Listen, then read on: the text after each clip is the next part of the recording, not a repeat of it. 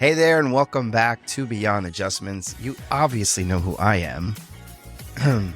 I'm your host, Amin Saeed, and today I've got someone super awesome joining me. His name is Dr.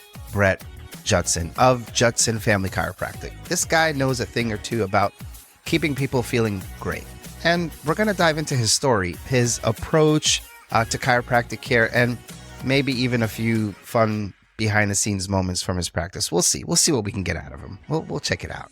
So whether you're a chiropractor, a patient, or someone who's just wondering if cracking your knuckles is a bad thing for you, well, spoiler, probably not, but we'll ask the expert. This is going to be amazing. Cue that amazing intro music.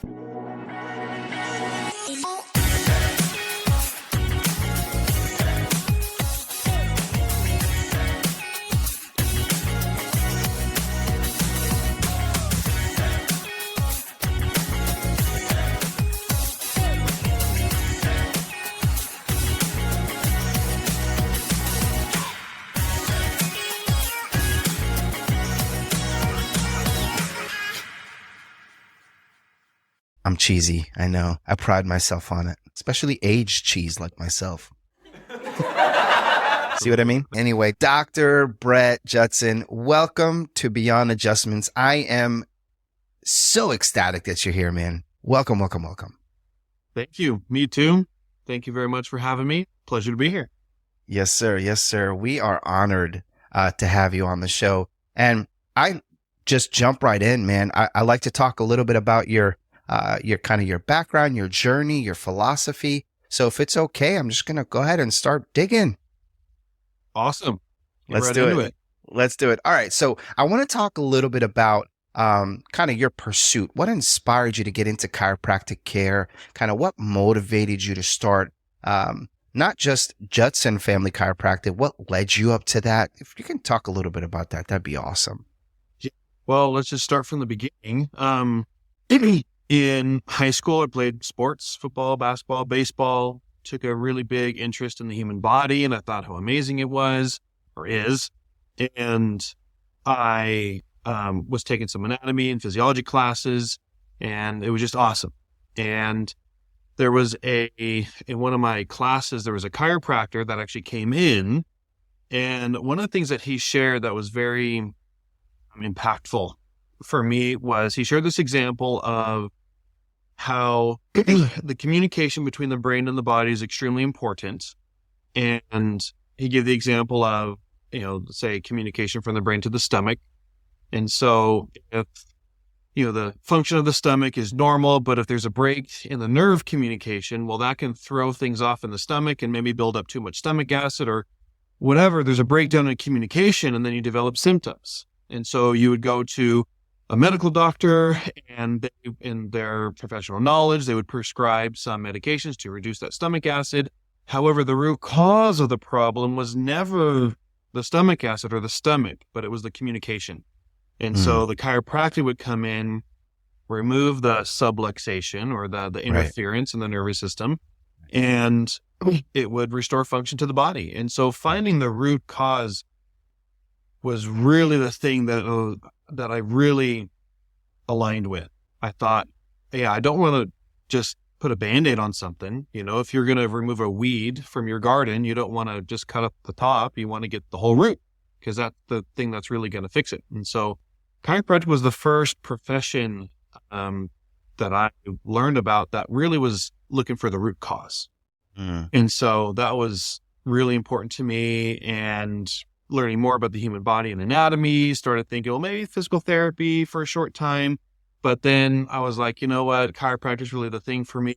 And then my wife helped me out by saying, no, be a chiropractor. And so that was like, okay, that was the last, if you say so. The last decision-making part of the process. Well, my wife said to be a chiropractor. So if it all goes wrong, then it's her fault, right? Exactly. Just kidding. I was already leaning towards chiropractic. I have a lot of friends that are chiropractors, and really aligned with that philosophy of finding the root cause of the problems and allowing the body to function better. Yeah.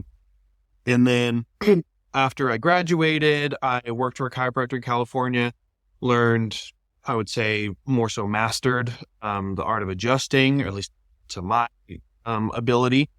And it was extremely useful, extremely helpful. I consider him a mentor, and learned a lot of some business things. Then we moved to Utah and started working for another chiropractor. And after about a couple of weeks, I noticed that our ethics didn't really align. And so I had to leave, and I thought, you know what, let's start my own place. And there's, more to that story, but essentially, of course, kind of led up to kind of where I am now. Yeah, I love it. So would you say there was a defining moment in your career overall that really cemented your passion for it? Or was it just kind of the beginnings for chiropractic care specifically? Yeah, the passion really has been there the whole time, just trying to help people. Yeah. All throughout my undergrad experiences, learning, trying to figure out what the problems are with people, trying to figure out, okay, what can I do to fix it? Yeah. And then learning chiropractic was an additional tool. And the experiences that patients have, for example, just here, I'm not even talking about my last 2 years, 3 years of experience. Just in the last couple of months, there's an individual who was injured, and he had a lot of surgeries. He had fusions in his low back. He had one of those electric stimulators installed in his spine. So he has wires going up his spinal canal oh my gosh. Right. And so, he's just been years and years of pain meds, disability, can't really function. And so when I first opened, he sent me a message saying, I don't know if you can work on me. And I was like, well, tell me what you got. And he shared everything. We took x-rays. We saw all of his hardware. He has a battery underneath his skin, kind of like a pacemaker, but it's kind of like in his low back glute area. And they had one, which helped a little bit. And then he had to get a second one, and he's still on pain meds. Unbelievable. He can't leave the house for more than 20 minutes before feeling the need to have to go back home and lay down. And so his family is suffering. He's suffering. His wife is suffering. They can't really do much. And so, I actually have some video of him, but essentially what happened was he started coming in. We started trying to get things moving, limited, but as much as we can. And, now he's extremely grateful. His life has pretty much turned 180, where he can go. He went to a concert recently and was on his feet for 8 hours, 6 to 8 hours, going from a half an hour barely to being able to enjoy life for 8 hours. He said he got a big part of his life. He's not at 100% yet, but he's been able to decrease his pain meds. There's been times where the battery of his stimulator, he didn't even know if it was on or off. He's just feeling okay, tolerating pain. But there was another, I think, 8-year-old, 9-year-old came in extremely hyperactive, couldn't sit still at all. I told her, it's hey, we're going to try our best to calm the nervous system down and take out the interference, and we'll see what happens. Yeah. And she was just coming in about once a week. And every time she came in, her mom was like, it was so much better this week. Less meltdowns. I love that. And then after the whole month, she's like, this week has been perfect. 0 meltdowns. She's so much calmer. She listens. When she was on the table, her eyes were going all over the place. She was nervous, anxious. Now, after every visit, she's a little bit more comfortable with this place. But beforehand, I could barely even touch her neck. We didn't have that trust. So we did some other things, and we saw some improvements, and now she's getting adjusted just like normal. And she's fine with it. She comes in super calm, she still has that energetic personality. Sure. But these are just, tip of the iceberg stories. And that's what I want to do. I want to get people their life back. If they can't live, I want to help them go back. And so that's a huge passion. But that started even, in the very beginning when I was in school, stories like. I love that. So yeah, I love your story, man. I love your passion. I love that the reasons that you're in it. We need more chiropractors like you, my friend. So, thanks for sharing your story.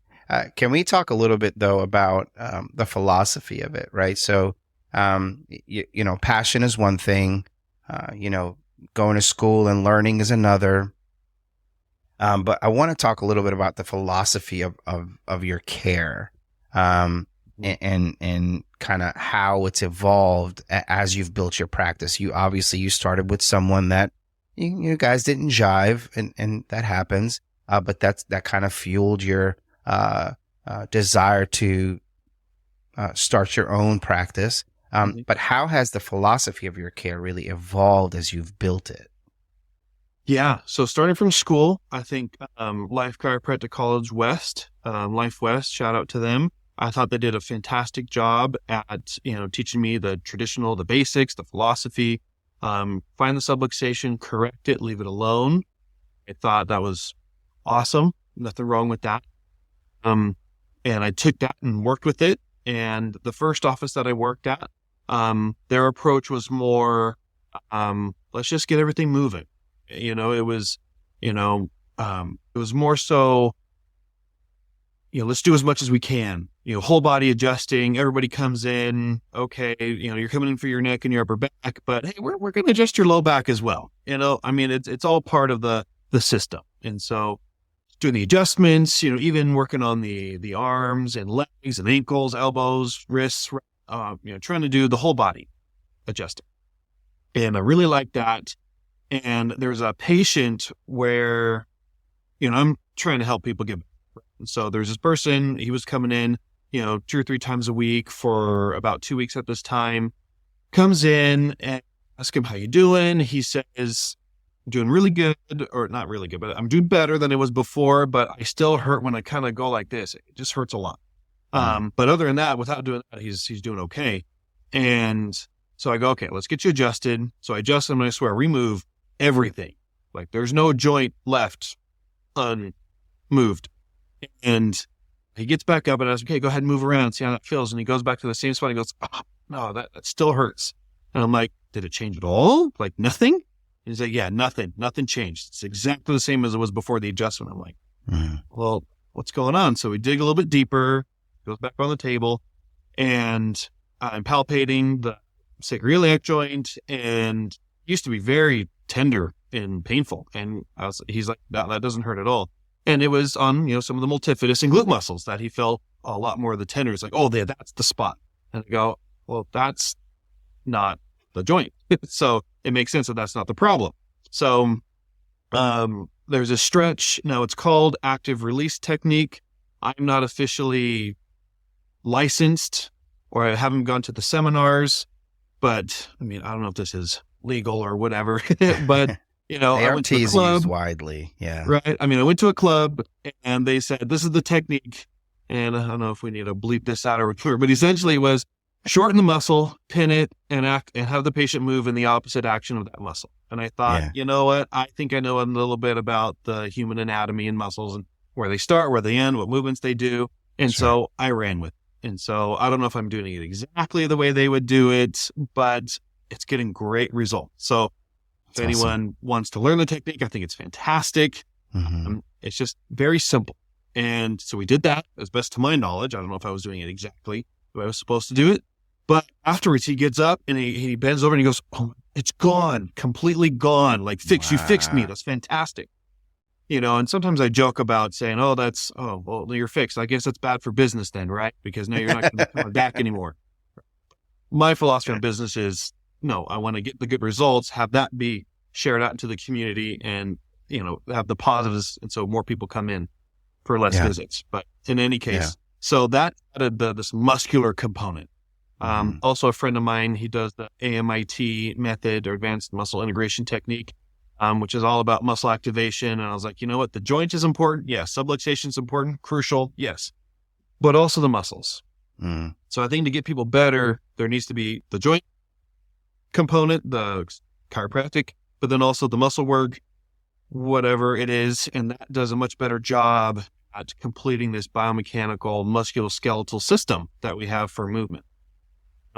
Gotcha. Let's see. And I think And so that started that. And then the second office that I worked at, they, this is the one where the ethics didn't really jive, but the setup I thought was really good. The approach, they had the chiropractic, but they also added some physical therapy components to it. Oh, nice. So they had exercises the patients would do at a certain stage, and patients would say, yeah, the chiropractic, I don't know if that's helping, but these exercises, I think it's helped me get that last little bit. And so that component added to my approach. So it's, adjustment, the passive muscle work, get the patient recovered and rehabbed. And when they're healed better, then start the physical therapy component, the exercises to strengthen those muscles beyond what the stresses that were on their body before. So now if their body is stronger than their stress, it doesn't matter what level they're at. If their body is stronger, whatever stress is on their body is going to have a negative impact on them because their body is now strong.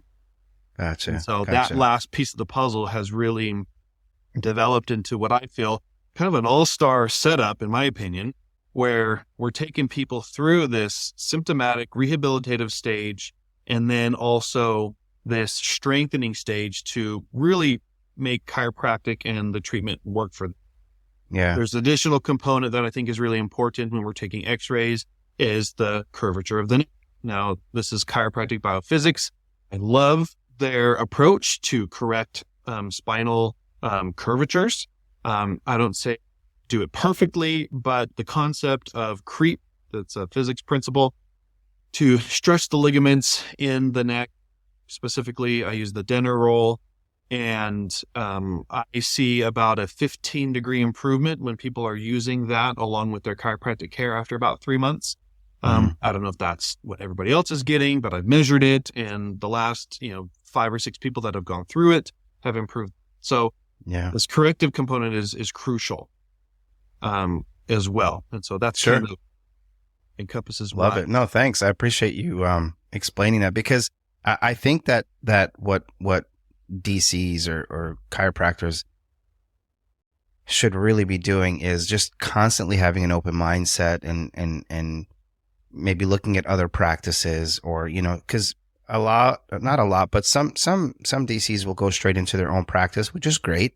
They'll maybe go through a franchise process, and whatnot. And again, great, depends on what they're trying to accomplish. But I think it's important to really keep your eyes open, peeled for things that are working, things that are not working, new technologies, different techniques, like ART, for example, or AMIT or whatever have you, things like that. I think it will help the patient in the long run. Yes, your practice will grow when you have patients that have good results, but the core is making sure that the people that you're seeing are getting results so they could live healthier lives. So love that. Thanks, Dr.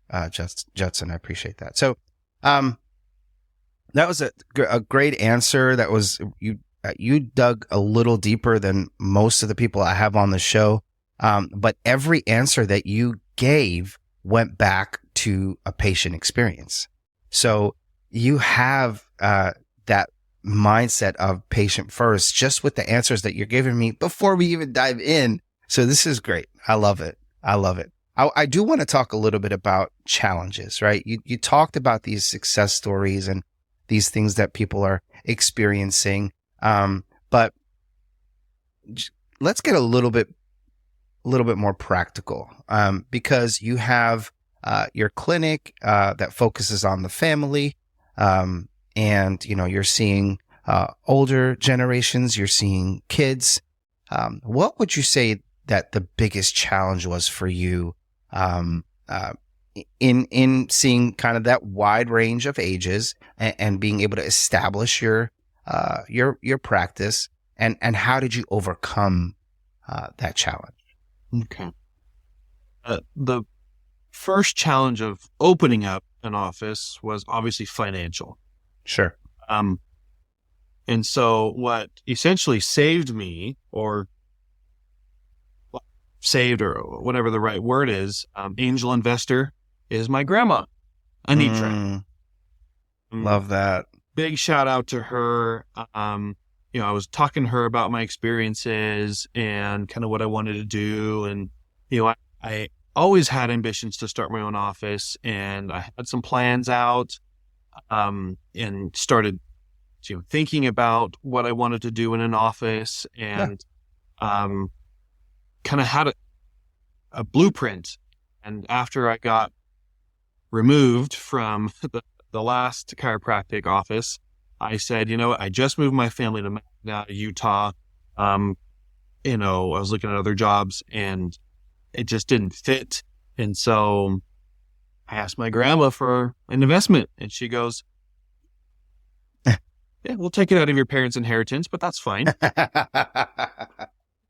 So I got no skin off your back. $50,000 family loan that I don't have to pay off just yet. But that was the spark. Amazing. That was the spark. And it's so nice to have somebody believe in you like that, man. That's awesome. Yes.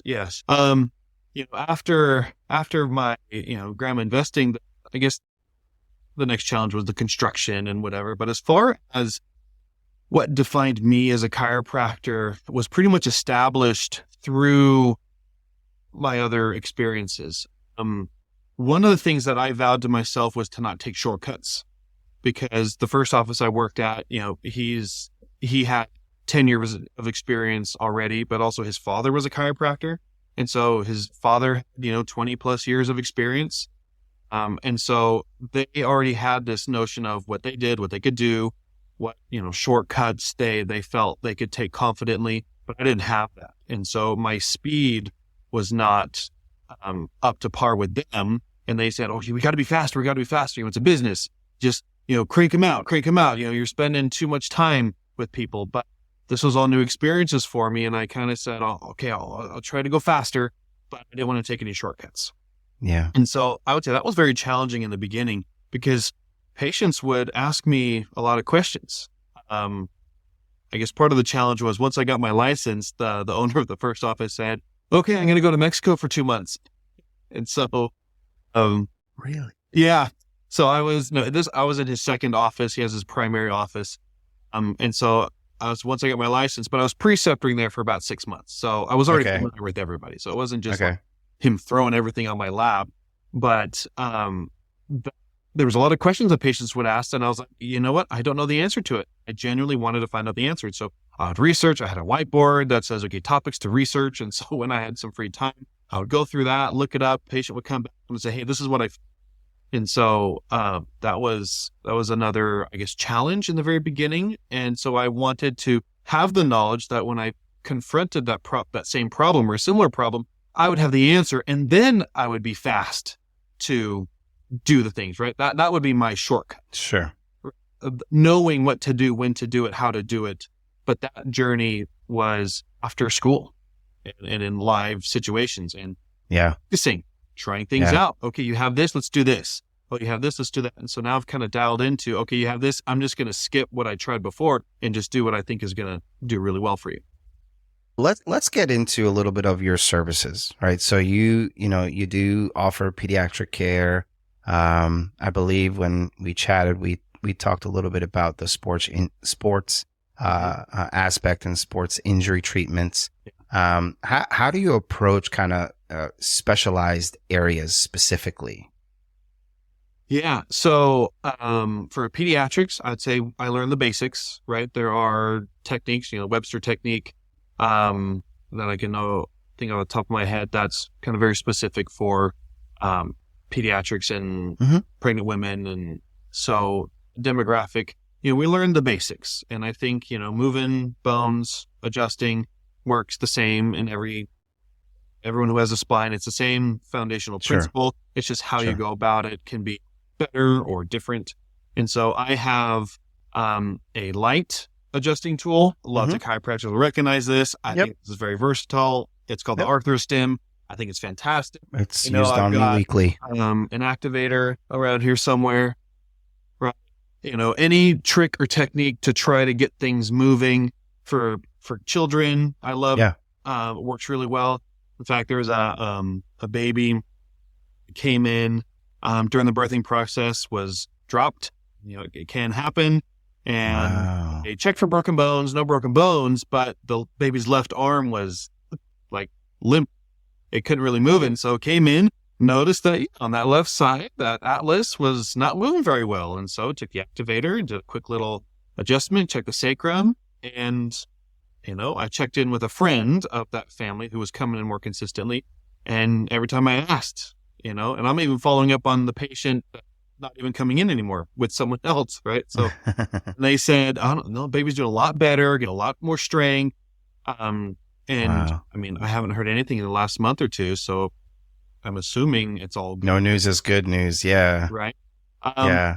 And so, same with pregnant women, adjusting diversified technique is kind of what I primarily utilize. I have the drop table. I think I do need to get some pregnancy pillows, but the pregnant women and pediatrics is a lower percentage of patients that I get. Even though I have in my window that I can, work with all of them, but I let people know up front. I say, look, I can do the basics and I think I do a very good job. There are specialty clinics that really accept those patients primarily, and they have a lot more experience. And so I'd say the basics that I do doesn't work well. Let's get you in contact with one of them. But I think the basics will do well for now. With sports, I sponsored some of the local high school sports teams, baseball, basketball, and even the cheerleading. Cheerleaders, it's dangerous. And some cheerleaders come in with like concussions and sprained elbows, and they, people landing on them. And so, it's kind of, I never really thought about it before, but there's a baseball player that came in, swinging the bat too hard, strained his back. And, after one adjustment, I actually have a video on him. And he, range of motion improved drastically, so much decreased pain. But I tell him that you're still injured. The movement that we're getting is helping take the stress off, but you're still injured. So take care of yourself, know your limits. But that allowed him to play. I think they were in the playoffs or something. And he was able to help his team. I think they won the first round, lost the second round. He was fine. And then during the off season, a physical therapist said that he tore a pelvic muscle and just had him off sports for a whole month. And the last thing is, if you want to get better, just rest. Stop playing and rest. But, as an athlete myself, I want to play, I want to do what I can to play. And so, I'm trying to help things move and, understand what the limits are of the body, which can't, if you can play. If you can't play, your body's going to tell you if you can or can't. You made a couple comments. So actually, first question, you said you have a video on that baseball player. Is that like an internal thing, or is that something out on YouTube I can share? I posted it. Okay. Do you mind if I put it with this video? We can. Actually, it was one of the videos that I edited. So don't make fun of my video edits. You made another comment that stuck out to me. You mentioned the word ego. There's so much behind that, Dr. Judson. So the reason I say that is because I've run into chiropractors that take on anyone and everyone and say they can help anyone and everyone. Now, that might have some truth to it, but we have to get to a point, or chiropractors need to be in a place where they can say, I'm going to try to help you, but I might need to refer you out to someone else. It's a community. There's different disciplinaries that we need to involve sometimes to get you to 100%. In my opinion, for chiropractors that do that, they're borderline malpractice issues there, because again, just from the patient side, it's like, dude, yes, you can help, but you're not the be all end all. Chiropractic is needed for every single soul on this planet. That's my true belief behind chiropractic care. I believe it will give you a better quality of life, and it will circumvent any issues that you're going to have down the line as well. But when you go to a chiropractor and say, this is bothering me, and you start addressing the issue, but it's not getting better, it's time to bring someone, build that team up for that patient. I heard a story once about someone with scoliosis, and I think I've mentioned to you, my kids both, unfortunately, have scoliosis. They are walking in their healing story right now, and it's going to get even better. I believe that in Jesus' name. That is my claim. But I heard a story, unfortunately, where someone was referred to a doctor I know, and said, "Hey, I've been seeing this patient for a year, and they're not improving." It took you a year to realize that you're not helping that patient in order for you to refer them out. Something's not right there. I think So you know, in 2 weeks. 2 weeks, a month, A month? Yeah, right. I know it takes time. I mean, to heal, but like, there's milestones that a year? you recognize. Come on. So I love that you said that. You said that, my ego I don't have an ego. Like, I think that's perfect way of putting it, because now you've sent this specifically this baseball player to someone else. They're now doing physical therapy or whatever the case may be, and that's okay. And that's okay. We need to set our egos aside and put the patient in the center. And I love the way you put that. So again, thank you for who you are. I have a quick story. Yeah, go ahead. Now, I don't want to talk about the previous office with the differences, but this is, I think, kind of a good example of that. Their business practices and policies are set up in a way for the office and doctor's advantage. The patients kind of get, say, played with or played on or taken advantage of slightly. But it's really good for the office. You know what I mean? So the business practices take priority over patient care, slightly. And so generally the patient's kind of going, "Oh, okay." Like, "Oh, you're not going to, next time?" Okay. Right. And so it just eats up a couple of visits, but it's like, "Oh, well, that's what we do in this office, and we're the authorities and, whatever." And so then they're like, so it really preys on people who have never really gone to a chiropractor. Kind of like, if someone's never gone to a mechanic and they have no idea what's going on with cars. Sure. The mechanic can just say whatever they want to say, and the patient's going to be like, or the person's going to be, "Okay, I guess I do need another lighter fluid gasket changer upper." You know what I mean? Just make up some random thing. Anyway, there's a patient in this last office. I arrived there in May, and I think that's kind of when this patient started, and was in a car accident and was getting some numbness and tingling going down her arm. And so I joined in. We had a panel of doctors. We decided what we were going to do with that patient. They got examined, and we start with, a treatment of care, and, 3 times a week for a month. And so we do the re-exam after a month, and we say, "Hey, what's going on?" Because the style of the office was they come in, they get a 2-minute quick adjustment, and then they're onto their therapies, to decrease the inflammation, right? Which, I think is a good starting point, right? So after the first month, we get a re-exam, and we say, "Hey, how's it going?" Like, it was a little bit better, right? But I'm still getting this really bad pain, radiating pain going down my arm, and fingers are going numb still. I'm like, "Oh, okay, maybe we need to take an MRI or something, right? Maybe there's something else going on," because the x-rays looked okay, but maybe there's something with soft tissue. Get an MRI, it's all clear, still coming in 3 times a week. She gets, now we're on month 2, and she's like, "Yeah, I'm doing maybe a little bit better, but I'm still getting that pain, numbness, and tingling going down my arm." And so now they're thinking, "Oh, well, maybe it's just going to take some time. We'll just keep going. We'll just keep doing what we're doing." Now, 3rd month. And so at this time, I'm doing the exam, and she's like, "Yeah, it's a little bit better, but it's still there. It still hurts." I'm thinking 3 months in, and she's still kind of dealing with the same thing. All the other things are getting a little bit better, right? And so, I'm doing the exam, and there is kind of a set exam to do, but it's part of the exam to check out the patient's ribs. And so, neck is clear, right? Something else is clearly going on, and so I'm going off script. And so I'm palpating. How dare you? I know. So I'm palpating the ribs, and she's like in immense pain. I'm pushing heat, in her ribs, and she's getting numbness and pain going down her arm. So I'm hoping if there's any chiropractors listening, hopefully they thought the same way I did and go, "Well, pec minor is a very common brachial complex or brachial plexus nerve compression site." And so, that pec minor is super tender, super inflamed. Her shoulder, is coming slightly forward. So that's getting pulled. Now, it was her right shoulder. Typically, a driver will have left shoulder problems because that seatbelt pulls everything. So she's in the car accident. She's the passenger. So it was her right side. So that seatbelt likely pulled everything across, causing this compression in the shoulder.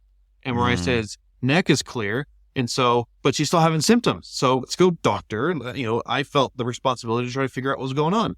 Sure. And so okay, because I've seen it before. That's why I looked. Because I've worked on accident patients before. And we've done this. We've adjusted the ribs, we stretch the pec minor, and symptoms go away. right? There's no problem. If the problem's not in the neck, then it's downstream somewhere else. And I'm thinking, oh my gosh, this is it. I've done it before. That's the new direction that we should do. And I present this to the panel of doctors, and they say flat in my face, no, we're just going to keep doing what we're doing.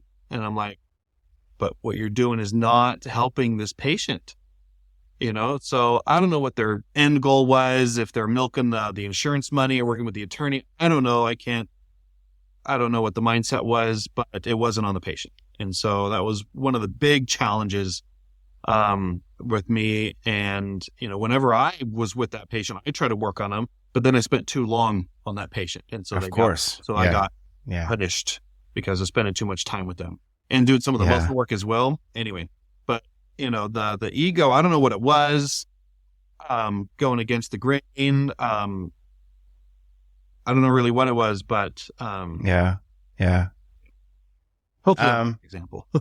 Yeah, no, it's good. So, and that kind of brings me to a question around the real benefits of chiropractic care, and actually some of this skepticism that's around it, because there is this kind of bad, I hate this word, karma. I hate that word so much, but there's like this bad view that goes around about chiropractic care. They're ambulance chasers, just kind of like the attorneys. And that is not true for most chiropractic centers. But the way we circumvent that is with education, right? So the more you take time to sit with your patient to explain to them the benefits of chiropractic care, the less skepticism there is out there because they'll give it a chance. So what strategies have you used to educate your patients about the long-term benefits of chiropractic care and short-term? And then have you seen that kind of shift that pendulum of skepticism to more optimism around chiropractic care? The strategies of patient education, I don't like to try to sell or convince people of anything. I do the same strategy as I do with my kids to try out new food. Okay. You can't say you don't like it unless you try it. Yeah. Oh, I don't like that food. Oh, well, you haven't even tasted it yet. You don't even know. Right? And so, granted, you go to a chiropractor, then maybe you've experienced it. However, my next answer to that is every chiropractor is different. Mm-hmm. There's an art to it. You're going to have maybe a different vibe. Maybe you didn't like the way the chiropractor adjusted you. I've had patients say, no other chiropractor's been able to get my neck, and I go, okay, well, let's try it out. And then here I go, boom, all of a sudden, so much movement. I mean, am I doing anything different than the other chiropractor? Or it was just a good day, or maybe if they give the other chiropractor more tries that they would have done some, been able to get something to move. Maybe they're just tight back then. I don't know, whatever the case is. And then there are other patients that I'm not getting very many sounds or whatever, but and then I ask him, well, do other chiropractors get it? And we're not supposed to compare chiropractors, but I do anyway, but I try not to take it personally. And they say, yeah, the other chiropractors are chiropractors, they get things to move. I go, I might do something different. It's very personal to every chiropractor on what it is. So then I say, well, if you tried others, try me. I do this other muscle work that's very effective as well. And so I kind of differentiate myself with that components, with the soft tissue work. And that does really well when the adjustments don't. And so patient education is very important. I've seen lots of different strategies in different offices on what to do. Some do, a patient orientation and do a quick little 30-minute teaching component. Been through those. Some have a little video, 7-minute video. Some do pamphlets, right? I need to do a better job at that. Sometimes my table talk turns into, what are you doing this weekend? A little bit more personal rather than educational. Yeah. But, it's, being genuine to who I am, I think is important. But also being able to educate and help people understand. But primarily I say, hey, if this is working, how are you feeling? Okay, let's keep going. I let the exam and the patient experience speak way Yeah. louder.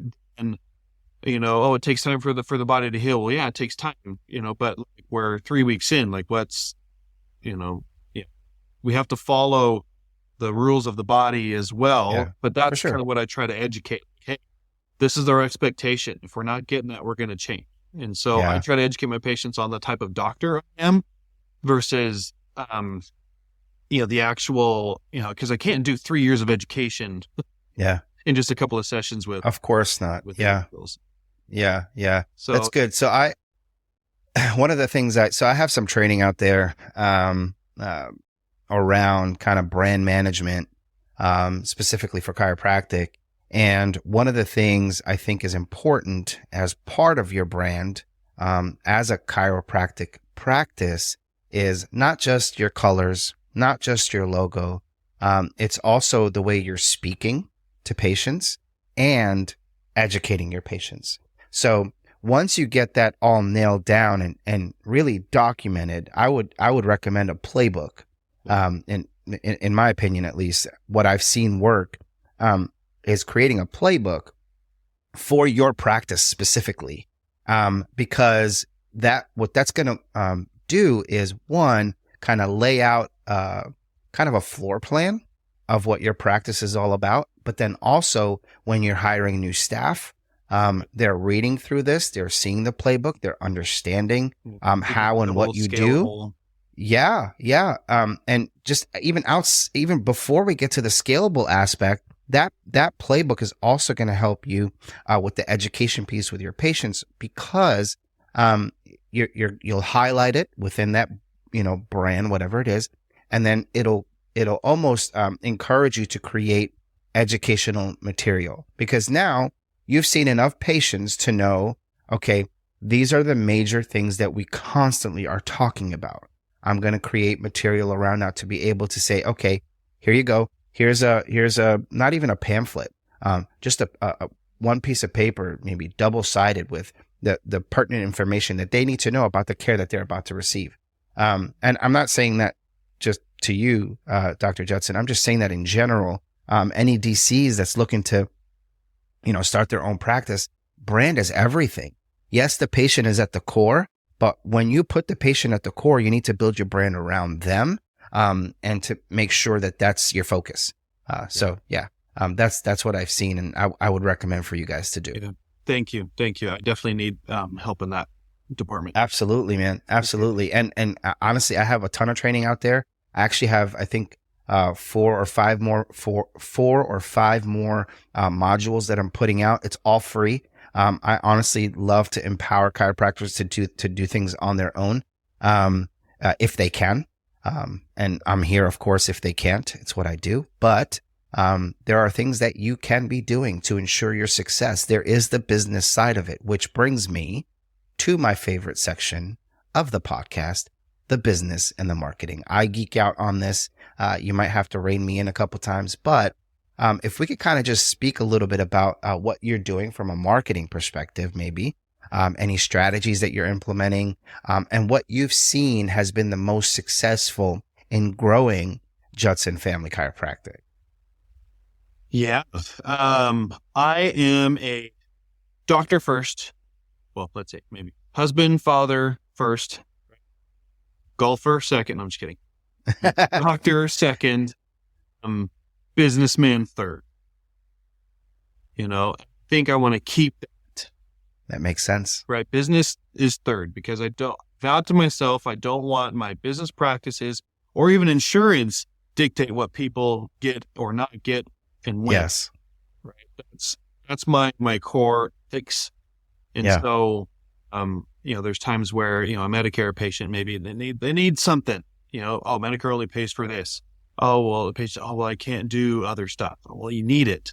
So I'm just going to do it. Right. I'm just going to take care of you. I don't care what the insurance does. You need this and this and this. Whatever insurance pays for, fine. Whatever they don't, I'm just going to eat it. Right. That's caring for the patient. So that's the core principle, I would say, for me. When I first started, I'm in a new city. Nobody knows me. What did I do?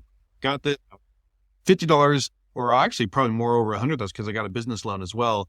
So, $90,000 in before I even opened, Ah, you know, that hurts. close to 90,000, before I even opened. Hurts. And Yeah. I'm like, okay, what do I do? So I did the first 100 patients for free. My goal was to, for the first visit, my goal was to get to know my community and get that word of mouth reputation out. Great strategy. Confident that I can provide results because I'm patient focused, result driven. And if patients are having good experiences, they're getting better. They're gonna say, you know what, my mom and dad needs this, and that's I think the greatest honor for a chiropractor when someone comes in and goes, oh, you know what, could you take care of my mom? Can you take care of my family? That's the greatest honor, I think. Because someone else is trusting you with their family. That's the most important thing to them, and seeing if I could help, right? And so that's great. And I get that all the time, which is great. I'm honored by that, but I feel confident that I can help them. And if I can't, obviously I tell them, you know what, you have more of a muscular problem. And there was a patient that actually has that. So I gave them some exercises to do and they stopped coming in because they're feeling great. I'm like, yeah, that's what you need. That's the goal. Yeah. That's what we want. Her husband still comes in because he needs a little bit more corrective stuff. But, and so that's what we did in the beginning. I thought having a social media, or like a good website, a good online presence, SEO, all that jazz, have a good website, that I can start sharing. Social media ads was kind of my first go-to advertisements. Yeah.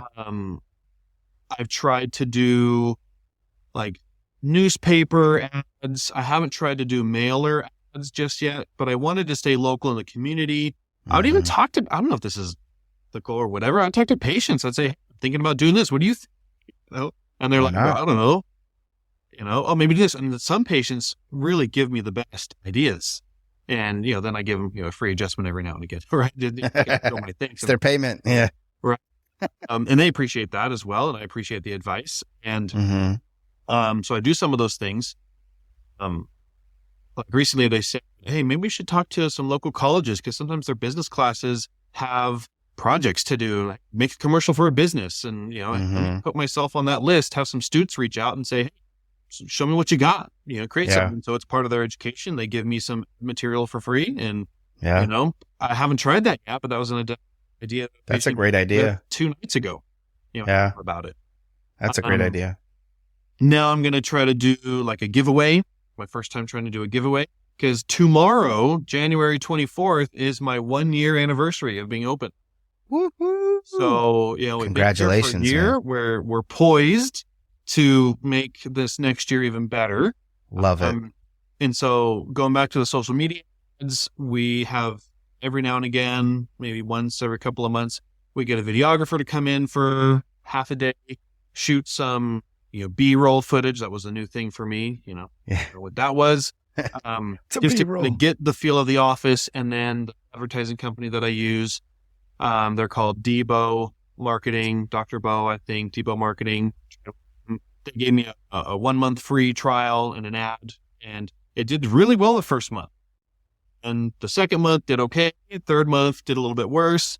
And then, fourth, fifth, sixth, some months were breaking even, some months we weren't. And it was just, I don't know, do we need to do something different than it was during the summer? There's kind of a lull usually during the summer, but I'm in a new area. Sometimes there's not.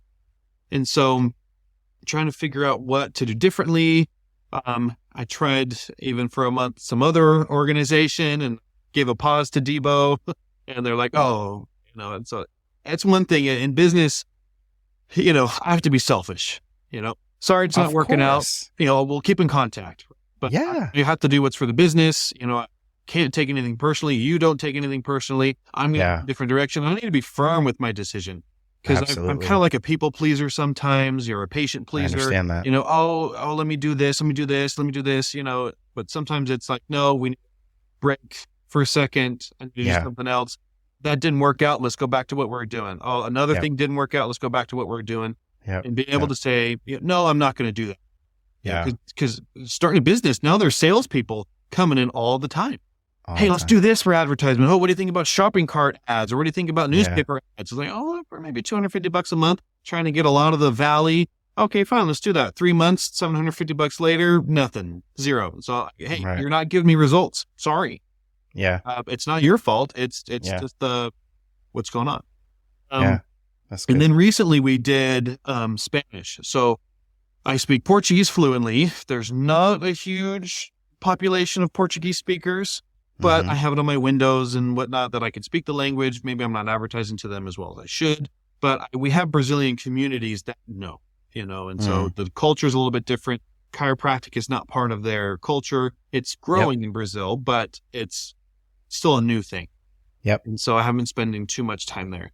And so I can speak some Spanish as well. And so enough to be able to communicate with patients when they come in.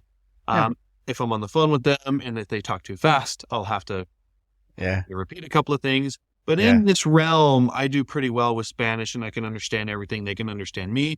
It's broken gringo Spanish. I mean, my receptionist speaks Spanish and she says, "Oh, that's fine. You're speaking fine." Yeah. Reaching out to the Spanish community. Now we've done so much. The spend has been, it was 50-50 English and Spanish, and the Spanish leads are just coming in like crazy. And so then we're kind of devoting more time to that for now because the English ads, giving a break to that. So that's been kind of the marketing progression that we've used. We're going to do a giveaway now to celebrate the 1 year, and then, trying to figure out when to do what and what's because every city and community is going to be different. Absolutely. So how do you kind of balance, because I think community outreach is important too. And because again, you're trying to establish yourself within a community, people need to see you, not just your ads, but you. Do you do any kind of community events or anything like that? And if so, how do you kind of balance the digital marketing aspect, social media, SEO, all that with your traditional community outreach methods? The first summer there was a town, kind of like a farmer's market kind of a thing, and participated in that for one. And where I'm at, that wasn't very beneficial to me. I think maybe 3 people out of a whole day kind of signed up for something. I was offering essentially free spinal exam, free posture assessment. But still the community, I don't know, Magna, Utah, can be a little bit different, in that regard. It's all new for me. Maybe that farmer's market wasn't a good representation of the community. Right. And so I kind of stopped with that. I was doing well with the ads on social media, and so I just kind of kept going with that. Community-wise, I wanted to do the sponsorships for the sports teams, the high schools. I thought that was really good. But I'm always trying to look for community things. I definitely feel like I need to integrate myself better in the community. Went to the town hall, the yearly, town hall stuff, but I've been really busy. I haven't been able to go to any of the town meetings and, introduce myself, but I think that's extremely important. Yes. I did it the first month or two. But then, I don't know, busy. I stopped getting, or I didn't look at they didn't really send any like reminder emails of the events that they were having. And so it was just out of sight, out of mind. And then after a year, they say, "Oh, here's your yearly subscription to it's not town hall, it's Chamber of Commerce. Chamber of Commerce. That's what it is. Exactly. Right. And so it's $100 for the year, and I can go to a lunch every month, and mingle. I just haven't been doing that. I was able to give my business cards out to a couple of people in the 2 events that I went to, but it's just been busy. But I think that's really important that I should go back to do. Be more involved in the community, because that's one of the bigger challenges with chiropractic is if people are driving more than 20 minutes, the body requires a couple of sessions a week to really make it effective. And sometimes over 20 minutes a session, a drive, it's kind of a big commitment. They're committing to an hour essentially of their time, and they get tired after work. And it's, if they don't absolutely need it, they won't do it. Yep, definitely. So you kind of, so I think I understand your position based on our conversation of kind of how you try and stand out. because chiropractic is becoming more and more of a competitive market, really. Some, some benefits from that, some unfortunate issues from that because of how competitive it's becoming. People are cutting corners and patient isn't coming first and all that. But what advice would you give to chiropractors who might be, I don't know, struggling to really differentiate their practices? Because chiropractic is an art, I would say that every individual does stand out a little bit. They already have advantage because of what they do, staying genuine to yourself. But really, in my opinion, the thing that the patient wants the most is the result. Yes, you get their why. I've heard business people say, well, why are they coming in? Oh, it's because I want to spend more time with my child and be able to lift them up and, play with them and roughhouse with them a little bit, but I can't do that, right? Getting their why. But I mean, still, simply put, they're coming in because they're hurting and they need help. Can you help them? Right. And so, getting the result, if you're not getting the result, then you need to be on the patient's side and figure out what's going to get them better. Is it your service that's going to get them better, or is it giving them to someone else? Either way, the patient's going to trust you with their care, or at least they'll value your opinion. If you say, oh yeah, I can get this done in whenever 3 months, you just keep coming in, we'll get it done. Well, what if it doesn't, right? So, always in the back of my mind. And so the result, in my opinion, is king. Other business people will change or maybe disagree. But at the end of the day, it's the result that they want. You could be the best person in the world, but if their friend says, hey, we're thinking about going to a chiropractor. What do you think about Dr. Judson? Oh, he's a phenomenal guy. Love him. Mm-hmm. Terrible dad jokes, but, he's great. He's great. You'll love him. Well, did he help you with your back pain? Because I got back pain too. Oh, no, that still hurts. But who's phenomenal. You'll really like talking to him. Oh, but he didn't help your back pain. I mean, it helped a little. I mean, you still have it, but at the end of the day, it's like, oh, well, now that person's going to go, well, I need my back helped. So I don't, maybe it'll be my friend, but that's at the end of the day, I think that's what patients want. That's what they need. That's what they're there for. Yeah. And then while we're there, you educate them on the other benefits of chiropractic. Right. Exactly. And that kind of leads me into my next question, which is about patient feedback.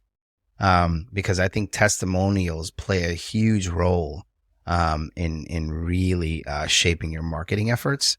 Mm-hmm. So for you, have you seen any benefits from that? Have you used your patient testimonials and feedback at all? Oh, yeah. As far as just patient care, I thrive off of the feedback. I know we're talking about marketing, but even just in my patient care component, sometimes I don't really make a recommendation the first day because I need to see how your body's responding to the adjustment. So commonly patients will get adjusted and it's good for a day. And then the third day is, oh yeah, now the pain's coming back. I'm like, okay, so this, we need to get your body over this hump of regression. Yeah. And so I will know there was a patient that came in, construction worker, severe pain, one adjustment came back 2 days later. And I'm like prepared to say, hey, I'm probably going to need to see you 2 or 3 times a week for the next month because you probably strained or sprained a ligament, it still could be maybe a disc problem. We don't exactly know yet. And he comes back in 2 days later and he's like, I'm 100% better. 100% range of motion restored, zero That's pain amazing. Whatsoever. And I'm like, well, this would be great on a Google review, Here, I have little things here, to have them tap their phone and hey, just go straight to the Google review. That's perfect. But I was like, oh, that's awesome. And then I explained that, hey, it could come back. I mean, this is one day. He never came back. Now, his son came in because he was in a car accident. He told his father that wasn't in pain, but then was in pain. And so the son had a good experience. And now the father came in and he goes, yeah, no, you did phenomenal work. I feel fantastic. This is the best I felt in a long time. I go, oh, awesome. So that patient feedback is enormous. In regards to marketing, yes, I need to do a better job at tracking everything. So really more advice for marketing is track everything because then that's really going to dial into your community, what the community is more responding to. Yeah. And that's going to be the best to fuel your market and who you're tailoring your practice to. There's an exercise we said, who's your ideal patient? Johnny so-and-so, construction worker, 2 kids, wife, you can get so detailed. Your avatar, to who your ideal patient is. And, then you can specifically figure out how to do your marketing, because that's the type of patient you want. Yeah. I thought, well, anyone with a spine, come on in. Right. And that's really what it is. I want to be able to open myself up to the vast majority, so that if only 50% of the vast majority comes in, I'm still going to have a very thriving practice. And so, but there are specific people that have specific things that I would say what I do works best with. And so that's the type of patient that I should see more. Makes sense. Or at least advertise to, because I know I can help with that type of a patient. So what techniques do you use to get those testimonials? You said you had that tap for the Google reviews. What other ways? Let's see if I can.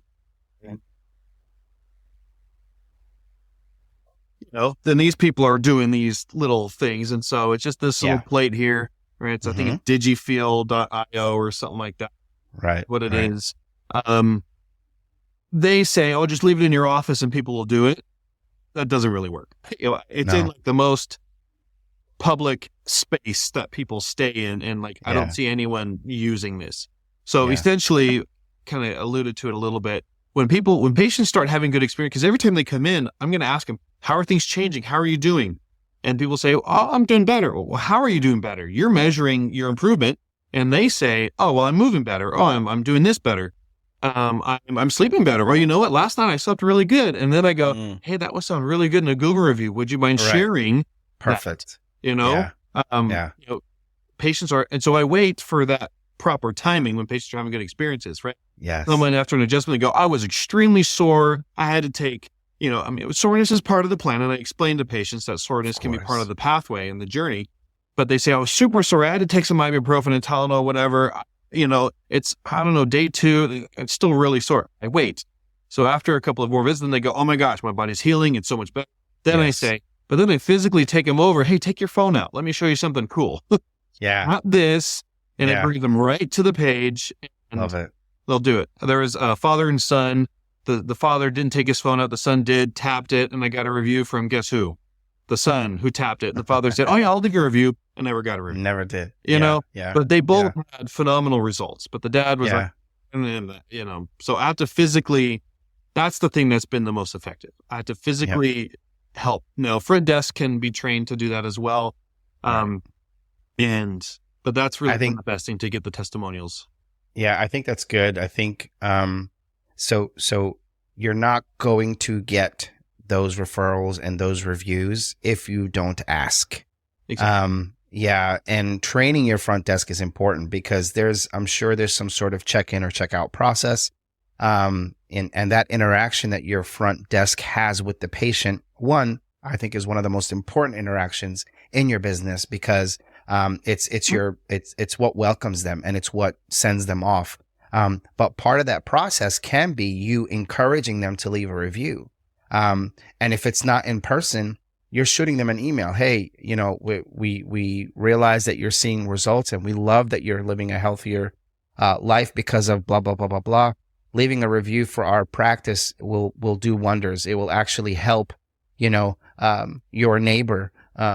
It will help whatever." It's just a way of approaching them to say, "Hey, leaving a 5-second, it'll take you literally 15 seconds to leave a review. It will go a long way." Asking is the way to get them, period. It's that simple. Yeah. A low one thing will do it by themselves. What's that? A low percentage of patients spontaneously will do reviews. Yeah. That usually the younger crowd are the ones that leave reviews, unprovoked, sort of say. And usually the negative ones are the ones that go out there a lot quicker than the positive ones, unfortunately. So we want to get those positive ones in. You were talking a little earlier about social media ads. I think those are key. Again, chiropractic care is becoming such a competitive market. And I mean, you're seeing these franchises just blow up. I think, so one of the my chiropractic office was up until recently 100% chiropractic. 100% chiropractic was great. Because I believe they allow their doctor to run and interact with the patient as they see fit. Now, Dr. Juan Escobar, that's who my doctor was, did that, and I loved it. But the experience started from the time I walked into that door. The front desk was amazing, and my experience was amazing. And he also saw my children as well.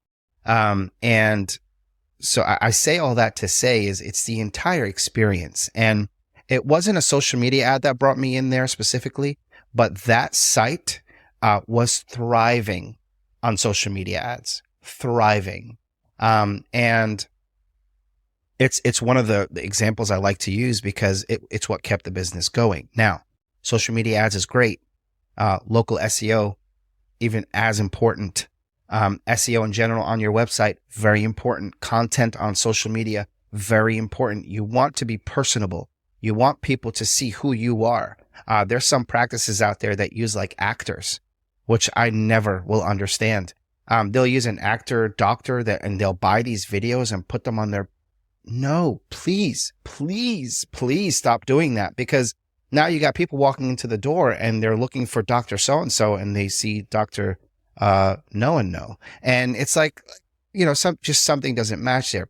Please be personable. Please put yourself out there, post videos, post content. Social media ads are critical.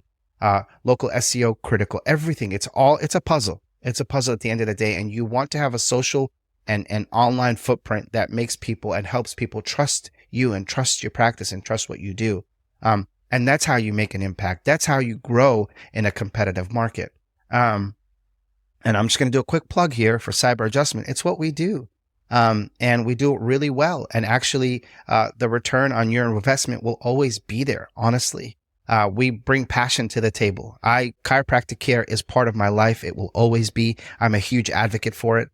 But we bring passion to the table, and we're going to guarantee you patience, or we're going to do it for free. Like literally, it's how we do it. And excuse the plug, man, but I had to do it. But you can also do it yourself.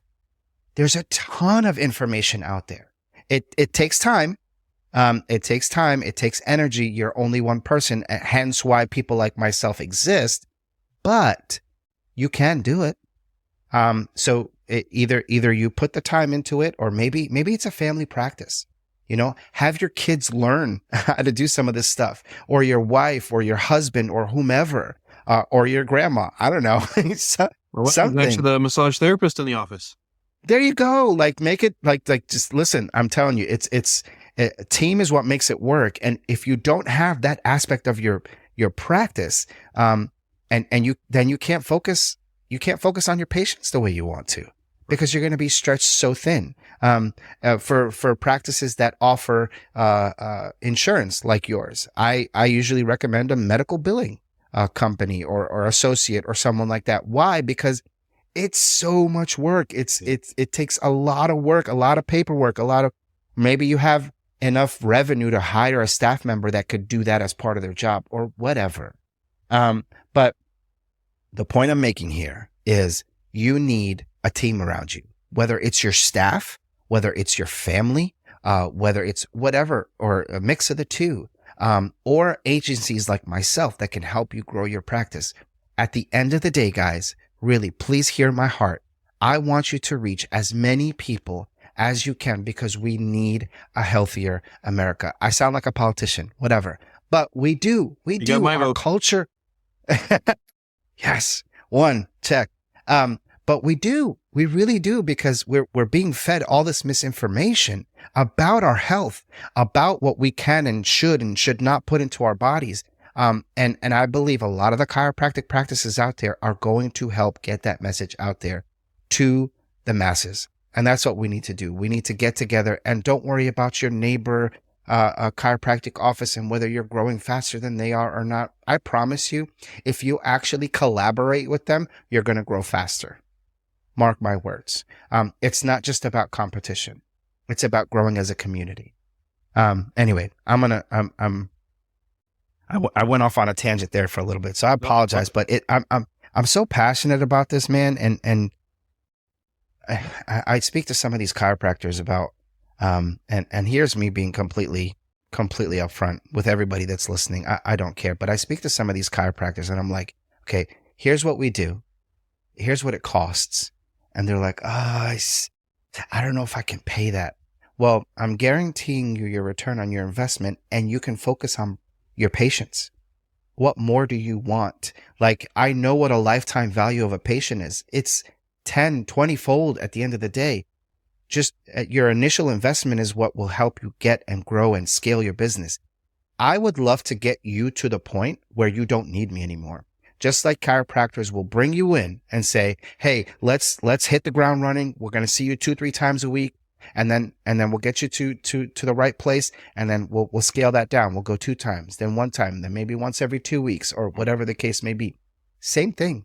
I'm not here to rob anybody of anything. I'm here to grow. If I could be a chiropractor, Dr. Judson, I would be. Honestly, I actually made a mistake. Not too late. In my youth. No, it is. I'll tell you why it's too late. I made a mistake in my youth. And so I went to community college. I messed up in high school big time. I goofed off. I ended up I still graduated on time, but it was an ugly high school career. My last year was like a morning class, internship, and night school with 2 classes. That's literally the only way I was able to, and summer school and all that fun stuff. But then I got into community college, right? I soared, right? I was like almost a 4.0. I did in computer information systems, and then I got into Rutgers. But the mistake I made was not staying at Rutgers. And way later in my career, like I just graduated in 2023, I got my bachelor's degree. I'm not going back to school again, man. I'm not doing it. But I did it. I corrected a wrong. But the point I'm making is, it's time to invest in your community in ways that you haven't before. Think outside the box. If you want to do it yourself, great. You have 24 hours in the day. Use them the way you want to, but really spend the time. Do it. It's important. Let's grow that community, honestly. All right. So, %. Sorry. Yeah. Again, I this is the part where I get like all, like I have an answer for you. Please use it. Like, please. Okay. Let's get into the community involvement. So Magna is a community that you're new to, but it's where you're hanging out, right? How do you, outside of, you said you went to the Chamber of Commerce and, shook some hands, maybe kissed some babies, what have you, but how do you promote health and wellness, and how do you engage with the Magna community outside of that? Like on a day-to-day basis is what I mean. Day-to-day. I definitely could do a better job, but, still going on social media. The community has a township page. Magna recently became a city. Before, I guess, it was a township. And it was part of the Salt Lake City. I don't know what the terms are, but it wasn't a city. And it recently became a city, but I would post to the local pages. There's a Magna City Residents page and a Magna Township page. And there's even a Magna Black Sheep page. I guess that's the people that band together got removed from the other pages. I don't know. But I'm on all 3. I was never really banned from anyone, but there's still people. I'm trying to reach out to the whole community. I don't want to exclude anybody. Yeah. And so I can post there pretty much once a week, and I'm sharing updates and news, and I need to do a better job at sharing, health tips and things like that. Yeah. I would recommend you commenting also, not just posting, like actually seeing a post from someone and commenting. Participating. Every now and again, I'll do that. In Magna, it's kind of funny. I've been here for about a year and a half, and we're by a Northrop Grumman facility, and so they deal with rocket fuel rockets and test explosions and burning off stuff. And anyway, there's booms like oh, I heard a boom. And so everyone gets on that page and says, oh, what was that boom? Or, oh, what's the helicopter around here? What's going on? And it's like a boom happens and then people start commenting, okay, where are all my boom posts at? I don't know. It's a very tight-knit community. It's growing really fast. Yeah. So much so that the residents that have been here for the last 10 years really are not enjoying it because there's so much growth, which I think is a good opportunity for new businesses. Of course. But the infrastructure, the traffic and whatnot, but that's besides the point. But that's kind of where I'm at with my involvement.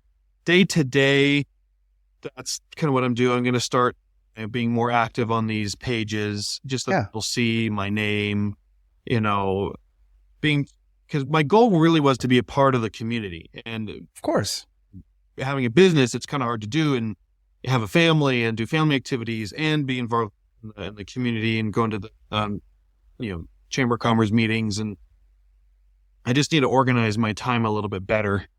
Sure. To be quite honest. So, yeah.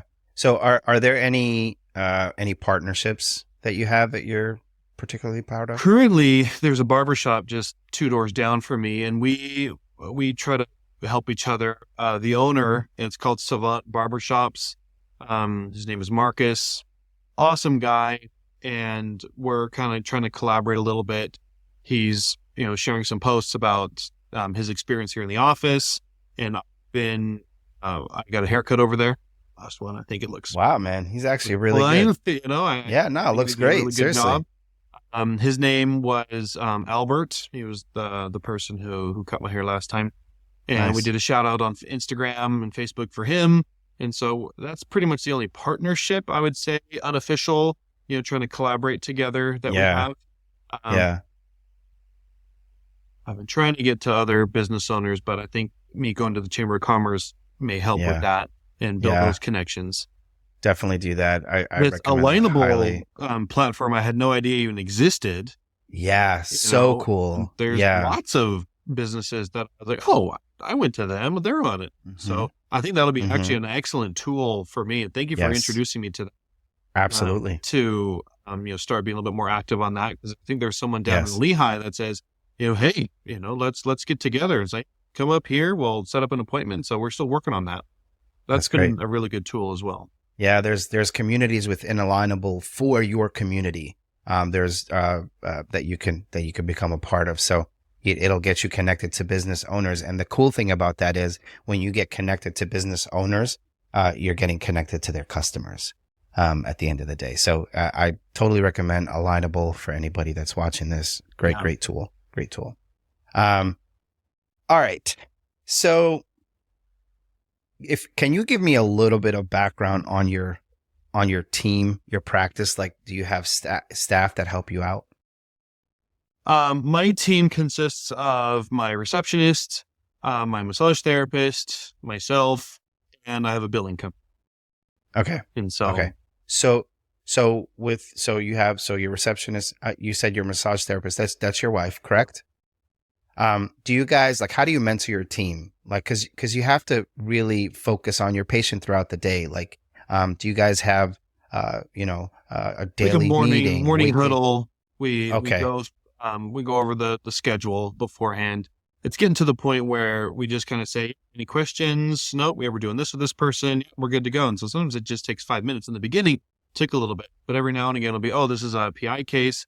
Oh, where are we at with their attorney, their lien agreement, whatever, blah, blah, blah. Let's keep track of that. And so that's been what we've been doing. I've been gathering stats, and every now and again I'll share it. It's not a consistent meeting basis. I don't have, there was a business mentor that said, they asked the team to do a couple of things. It was kind of cheesy, but he said it's kind of cheesy, but do it. It works. Like, what did you learn today? Or, and I'm like, well, if you ask that question every single day, to me, it gets a little annoying, but it's beneficial. You can't keep doing that. So I don't do a lot of what a lot of, I'd say, business gurus say to do that say is good. And Yeah. Maybe I'm just suffering from it, or I don't know. So I would recommend as part of your daily huddle, because when we do something day in and day out, it becomes muscle memory. So what I would recommend to do for those daily huddles is create a framework around it. It's not just to go over the patient log. I would say incorporate a question, maybe 2, maybe 3, once a week, to say, what is something that stood out to you this week? What's something that you learned that went well? What's something that you learned that didn't go well? And another part of that, I would encourage the conversations with the patients to say, hey, what did we do well with the patients specifically? And what didn't we do well? Because that feedback is really going to help form and morph, and you iterate forward, right, with your practice. And I think those are healthy conversations. They're hard conversations to have sometimes, because you're going to hear some things that didn't realize I was doing that. Sorry. But I think they're good because it'll help you grow from that. The feedback might be hard to hear, but it'll be positive in the end. 100%. Yeah. All right, cool. Okay, so let's shift a little bit. And I think we need to start winding down here. I'm not gonna keep you for much longer, man. I could sit here and talk to you all day. This has been awesome. Good. I got another 3 hours. I mean, Oh, sweet. All right, cool. So let's talk a little bit about the vision and the future. So what's your vision for Judson Family Chiropractic over the next, say, I don't know, 5 years? Yeah. So in the next 5 years, I would say my goals are to have at least another office. Maybe a team of doctors that share the same passion as mine.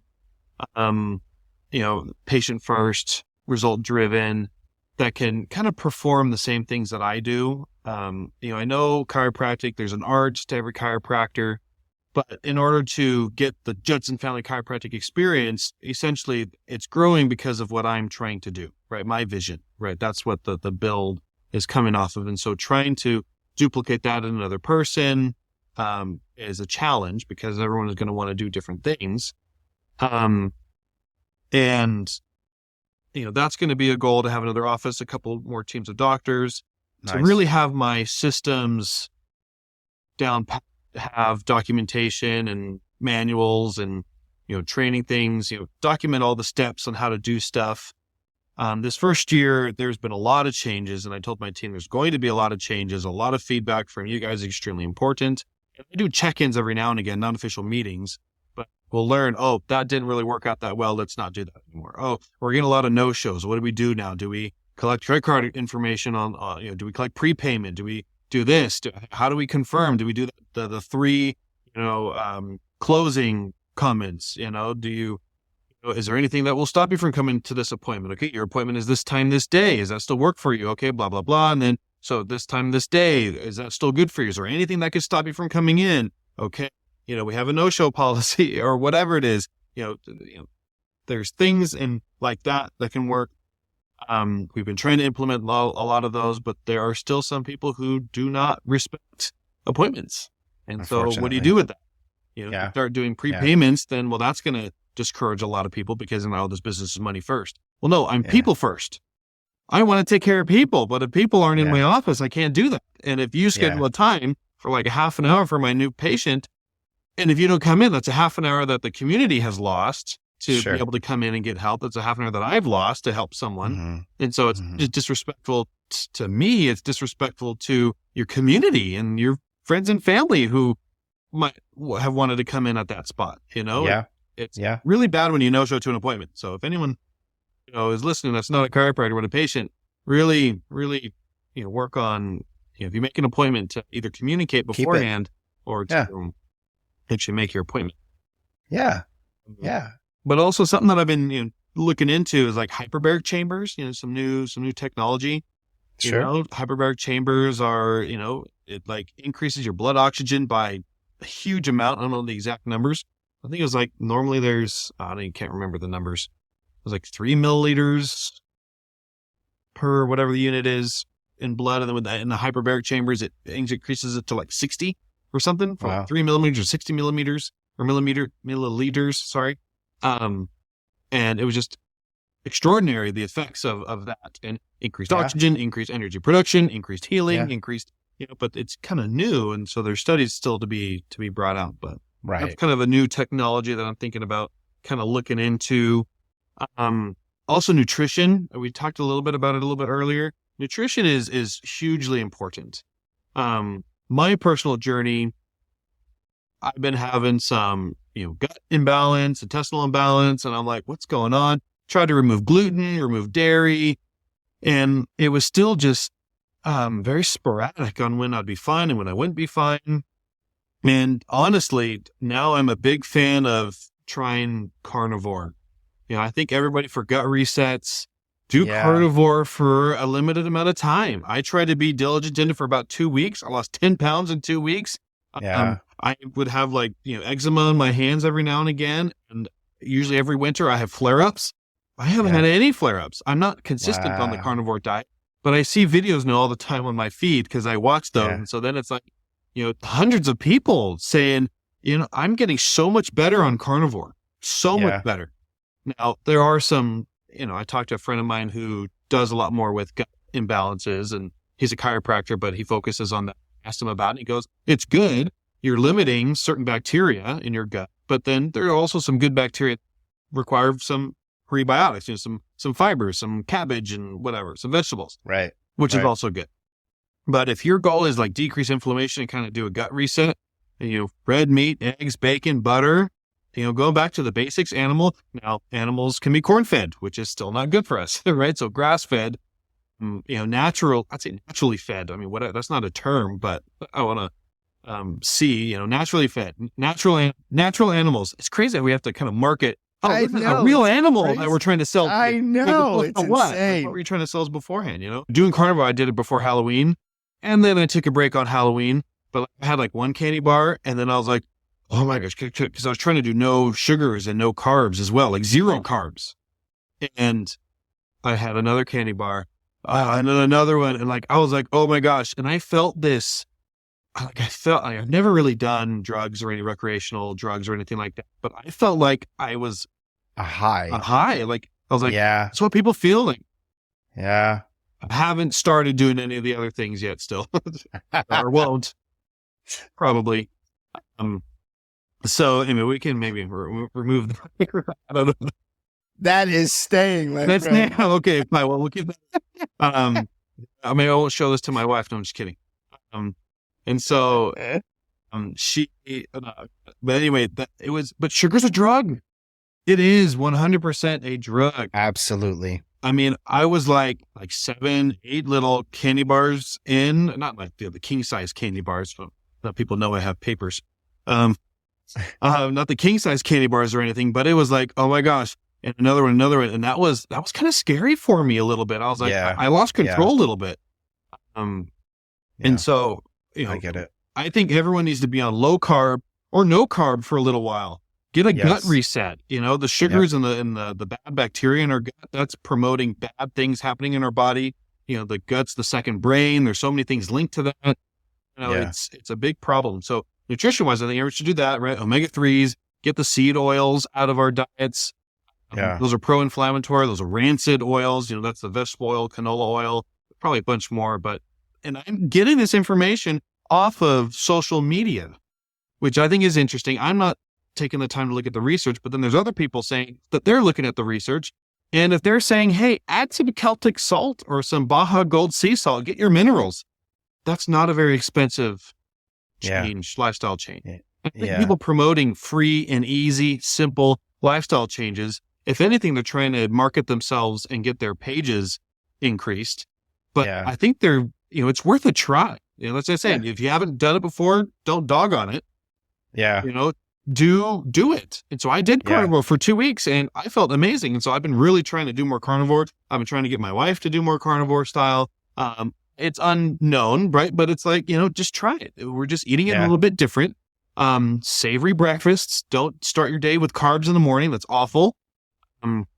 Because, the food pyramid, I heard from these other videos was a scam. I mean, I'm not trying to get very political on this, but it was No, just I to get promote it. the agriculture industry, but it was completely unhealthy for us. Even medical professionals said that's not a good idea, even back in the day.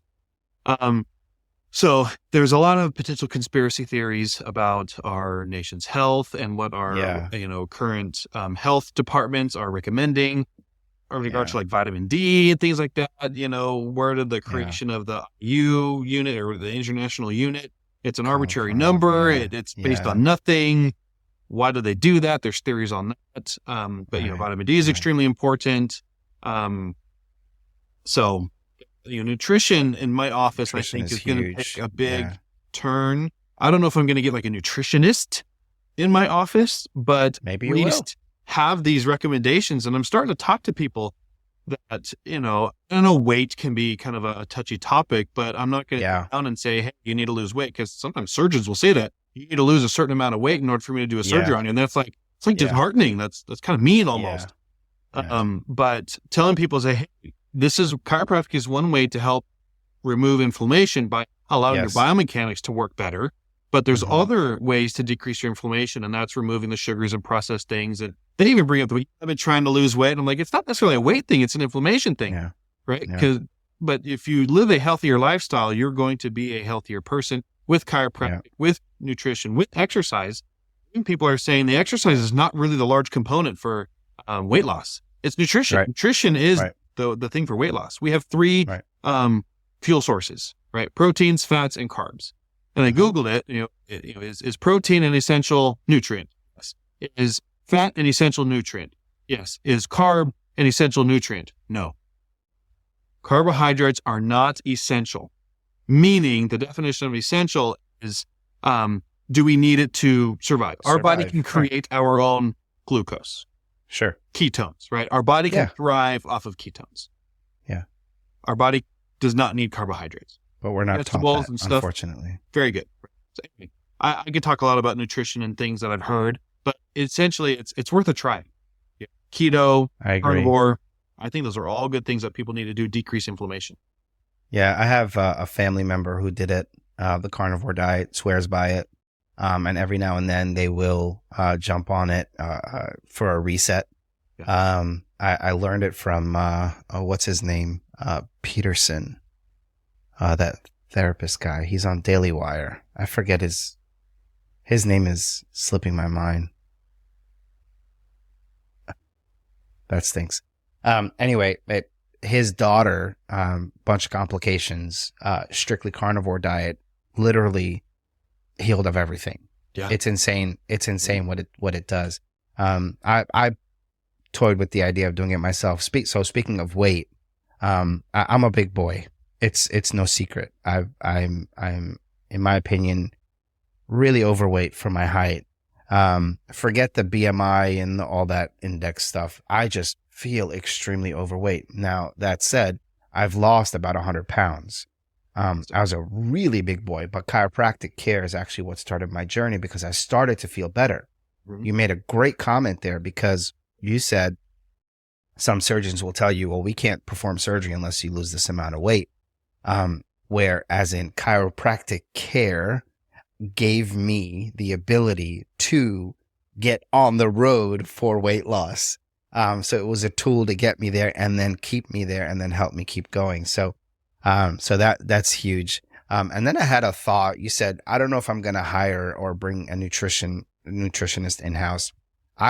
There's a business model that I've seen time and time again where you don't necessarily bring in the nutritionist on staff, mm-hmm. But you can partner with someone and give them space within your practice, specifically maybe rent it out to them. Mm-hmm. Obviously, you need to vet them. It's almost like an interview process. Make sure your visions align, and they have their own patients, and you refer each other. And that's just something that I've seen work very well. There's a lot of offices that allocate certain spaces to different professions within a chiropractic office. So something for you to consider. I like that. The friend of mine actually, a lot of nutritional advice can be done virtually. So he can be anywhere in the world. As a friend Yes. in Florida and the other one in Southern California. And Yes. I'm like, hey, give me some, like an info page or something. I'll print it Yeah. out here, QR code, whatever, go to your website, communicate with you, your contact information. When I have someone that says, I think I want a little bit more information about, gut health. And I'm like, I haven't really studied too much into that. I know a little bit, right? But, talk to this person. He has a lot more knowledge in that realm Yeah. and see what he can do Yeah. to help. Having a Yeah. referral network is essentially is what it is. Agreed. And I would also recommend, if it's another chiropractic office, or tied in somehow, that has that ability. It could be remote. Like, for example, I just had Dr. Noah Siegel on my show. He's actually coming back. I'm doing another session with him to do a deep dive in a couple of weeks. But he's big on gut health. It's what he does. He's a chiropractor by trade. That was his schooling. He does chiropractic care, but he focuses also on the gut health piece and microbiomes and all these things. You guys, chiropractors can refer each other for things that they're just not good at. So that's another kind of plug for be a community, help each other out. You'll grow a lot quicker. All right. So let's talk about chiropractic care and where it's heading. How do you plan? And it is changing, right? You mentioned that chamber, hyperbaric chamber. Hyperbaric, excuse me. Yeah. You mentioned the hyperbaric chamber. There's laser therapy, which I've personally experienced benefits from, et cetera. There's so many things out there. But where do you see kind of the field of chiropractic care heading, and kind of how do you plan to adapt to these changes, or are you? Yeah. The last seminar I went to was very heavy on the neuroscience and the brain studies and what's chiropractic doing affecting the brain. That was really cool. One of the stories of, it makes sense that when children are underdeveloped, or let's say they're on the spectrum of some sort of autism, or, the indicators that doctors are looking for are motor function delays. Yeah.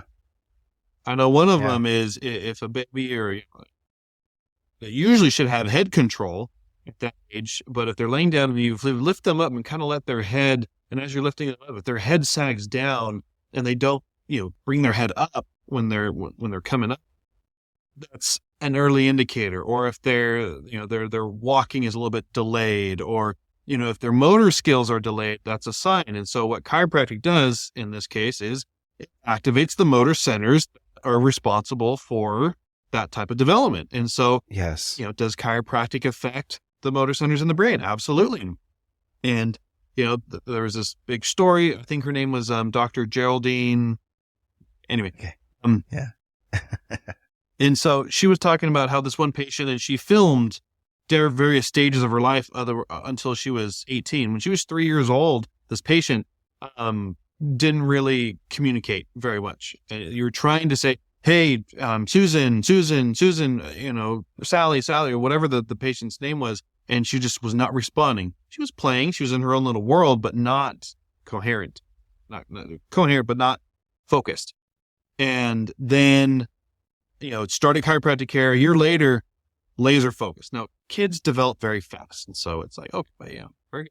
Eventually 18 years old, valedictorian, going on to be some like CSI, forensics, scientist, cool. Whatever, very, very accomplished. But as a child, serious signs of spectrum, autism, developmental delays, there's something going on in the brain. And now I imagine there were more interventions, but chiropractic care was part of it. And similar with the other patient of mine that was very just hyperactive, brain was just on fire almost, and electricity going everywhere. And chiropractic calmed things down. We stimulated the right areas, took the stress off. So chiropractic care is definitely going into this neurological field as far as the seminars that I went to. I still for now hold on to the physical, the biomechanical. I still teach that, yes, that when the body is out of balance and there's joint restrictions, that causes muscle dysfunction, that can lead to nerve dysfunction. And when the nerves are getting messed with, that affects organ function. And when organ function is bad, then that creates a whole host of all potential problems, and, constipation, irritable bowel, maybe asthma, right? There's all those host of symptoms that can happen, GERD even, depending on where the subluxations are. And then I'm like, look, I'm going to work on the biomechanical, and that's going to return your body to more normal. And if you still have problems, then go to nutrition or, other. Keep the main thing, and then expand from there. Hey, we might be able to affect the brain. Like the patient with the attention deficit, I literally said, like, look, yes, there are instances where chiropractic will help. We have to try it and see. And that's what we did. We tried it and we saw, and we're seeing benefits, and we're continuing to see benefits. And so that's why they keep coming back. If they're not seeing any improvements, then I say, hey, maybe we need to try something else. Right. So then they can trust me as a professional to make sure that they're being treated right and fairly. And they. Yeah. Yeah. So what motivates you, Dr. Judson, to really keep going, to innovate, to serve your community, to, find that patient or prospective patient that needs you, and really apply your experience? What motivates you to really push forward and reach your community through chiropractic care? The motivation, there's a lot, but I don't know exactly what it boils down to, but feeling like I helped, like being a positive influence in the community.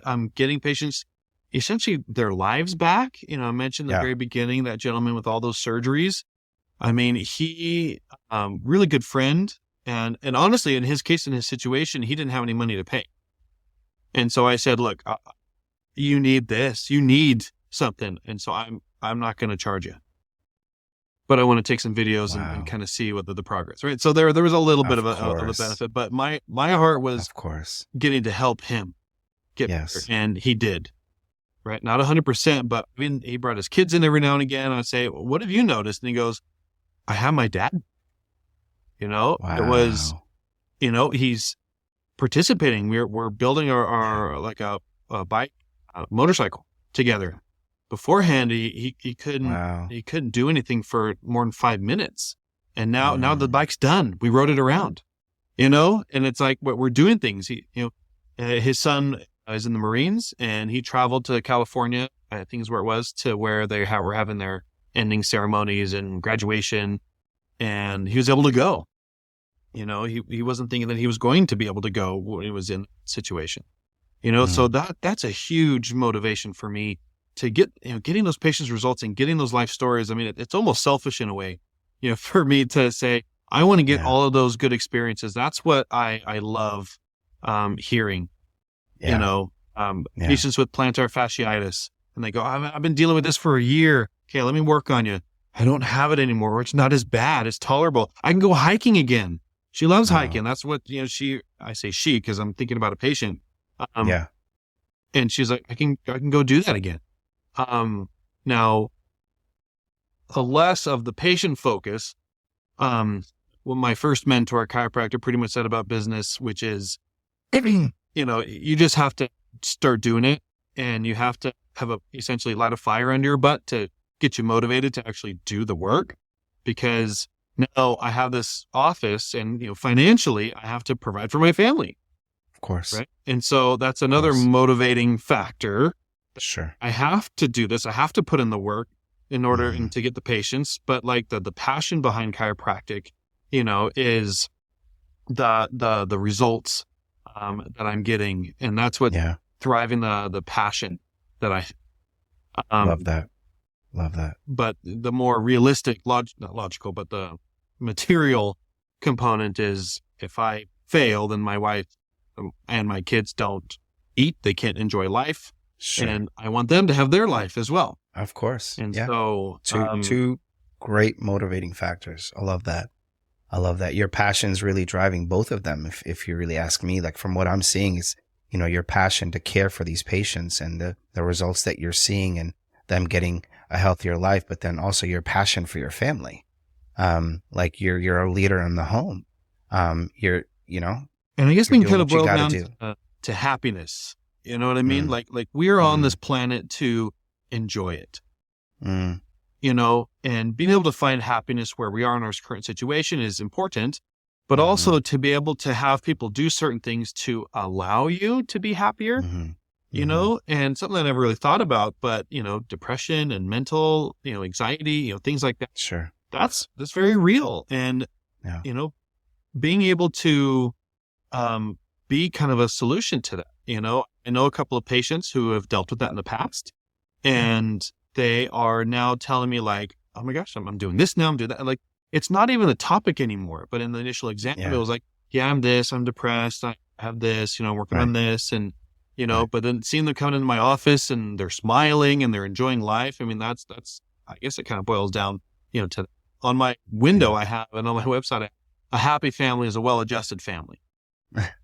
So it kind of plays into that as well. It's accurate.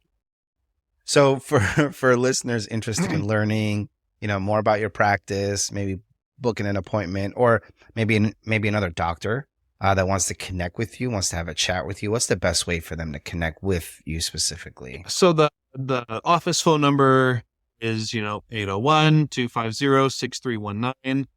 The email address, you could either email you directly at drjudson, judsonfamilychiropractic.com. It's kind of long, but my IT guy said, make it match, make the domain match the email addresses and so forth. Yeah. There's that, or you go to my website, Judson Family Chiropractic, and submit an appointment request, but it's just a method of communication.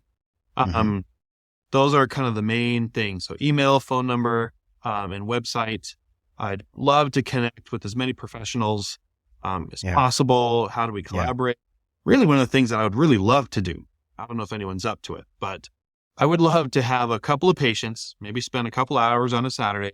We get an MD, a physical therapist, chiropractor, massage, acupuncture, different professionals. And like all 5 of us or all 4 of us look at one patient and we all examine the one patient and we share with the professionals, this is what I'm examining. This is what I'm looking for. This is what I'm going to do. This is why I want to do it. That is so good. You know, I would love to do something like that. I don't know if there's professionals that would want to do that, but like we have this huge collaborative effort, and the patient's going to be there for a while, but hey, they're getting, you know, lots of attention. You know, the medical doctor's probably going to want to do blood tests because of this, this, and this. We're going to be looking at this. And so then the medical doctor can be enlightened on everything that we're all doing. Physical therapists can be enlightened. I could be enlightened because we are all not professionals in every other profession, right? Or other, you know, field. And so I'd be down for get a couple of test patients, say, hey, this is a chiropractic. This is what we're doing. Yeah. I'd love to do that. That is so cool. I'd love to see that happen. And if I can play a part in that too, let me know. That'd be awesome, man. It's a good goal. Yeah. So for those of you guys listening, wherever you're listening, maybe watching, in the description, you will find the ways that Dr. Judson just mentioned, all the address, the phone number, everything, start to finish. I'll plug his socials down there as well for you guys to check him out. I guess I'm on Instagram and TikTok and Facebook, and that could also. I'll put it all in there. Absolutely. Yeah, absolutely. So let's end our time together here with just one more question, if that's okay. What's one actionable tip you'd offer to listeners for improving their overall health, their well-being today? So on the back of my business card, I have keep moving. That could be taken multiple ways. The biomechanical, physical, tangible way is, you know, exercise, movement, stretching, yoga, Pilates, whatever. Movement, physical movement is what our body needs to feel healthy. Okay. The other component is this mental component. You know, when life gets you down, just keep that mantra, keep moving. Yeah. Right. Dory from Finding Nemo says it a different way, right? She says, keep swimming. Lots of other small phrases say kind of the same idea, but, you know, don't stop, right? You have to keep going. If you know something's wrong, keep fighting, keep pushing, keep moving, keep going. You know, that's going to be the thing to get you to potentially find an answer. If you stop, there is zero chance that you're going to find an answer. You Right. have to keep going in order Right. to potentially find an answer. Right. Simple analogy, golf, when you're putting, my uncle, he would say, you have to aim for at least a foot beyond the cup. Mm. Because if you aim short, there is a 0 chance of it going in. If you aim Right. past just a little bit, there's at least some Yeah. chance that it can go Right. in. If you're short, there is no chance. So by keeping moving, you're giving yourself a chance at health, at life. Just Yeah. keep moving. I love that. That's I love that. that's the main mantra that I would say. Yeah, I would relate that to like to anything, not just your body. Like if you think about a bicycle or a car, if that thing just sits there, you haven't done anything, it hasn't fallen, it hasn't broken, but if it's not being used, it's gonna rust. It's not gonna move well when you're ready for it. So I think that is probably the best advice I've heard on the show so far. Keep moving. Keep moving. I'll tell you right after this show, man, I'm going to get up and I'm going to move around. I'm going to do some exercise. I'm going to move. It also gets your mind moving too, because it'll stimulate that as well. Does. Absolutely. Love that. Well, Dr. Judson, thank you. Really, thank you so much for being on the show today. I had an absolute blast. Oh, me too. Yeah. I got more. Yeah. I can say a whole lot. Well, hopefully we'll find some time in the future for you to come back. And maybe we'll just find a topic to dig in a little deeper on. So whatever you are cooking up in your head and researching, and maybe we'll talk about the carnivore diet. I don't know. We'll find something, but I'd love to have you back on the show. All right. That's a wrap for today. A big, huge, ginormous thanks to Dr. Brett Judson for sharing his time and wisdom. Who else can make spines and posture sound this cool? He did, at least for me. I'm the geek here. If you enjoyed this chat, subscribe, leave us a review. Just tell your friends about this podcast. And if you're curious about Dr. Judson's work, check out the links in the description.